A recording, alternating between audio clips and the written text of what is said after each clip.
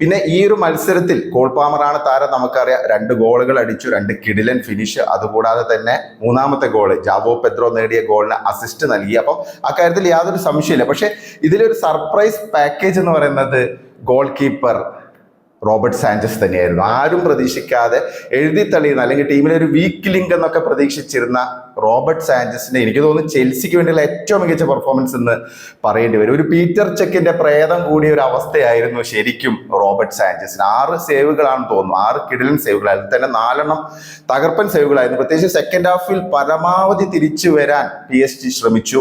അതിനുള്ള ചേഞ്ചസ് അവർ കൊണ്ടുവന്നു, അവർ അറ്റാക്കുകൾ നടത്താൻ തുടങ്ങി. പക്ഷേ ചെൽസി നന്നായിട്ട് ഡിഫെൻഡ് ചെയ്തു. ആ ഒരു ഡിഫൻസിന്റെ ഏറ്റവും പ്രധാനപ്പെട്ട റോള് ശരിക്കും ഗോൾ കീപ്പർ എന്നുള്ള രീതിയിൽ റോബർട്ട് സാഞ്ചസ് വഹിച്ചു എന്നുള്ള കിടിലൻ സേവുകൾ നമുക്ക് കാണാൻ സാധിച്ചു. അത് മാത്രമല്ല ആദ്യത്തെ ഗോളിനൊക്കെ വഴിവെച്ച ആ ഒരു ലോങ് ബോൾ, അപ്പൊ ആ രീതിയിൽ അറ്റാക്കിനെയും സഹായിക്കുന്ന രീതിയിലുള്ള, അതായത് PSG പ്രസ്സിംഗ് സ്റ്റൈലിനെയൊക്കെ മറികടക്കാൻ പറ്റുന്ന രീതിയിൽ, അല്ലെങ്കിൽ PSG ആ ഒരു ഷോർട്ട് പാസസ് വഴിയുള്ള അറ്റാക്കിനെ പൂർണ്ണമായും മറികടക്കുന്ന രീതിയിലുള്ള ലോങ് ബോളുകളൊക്കെ റിലീസ് ചെയ്യാൻ റോബർട്ട് സാഞ്ചസിന് സാധിച്ചു എന്നുള്ള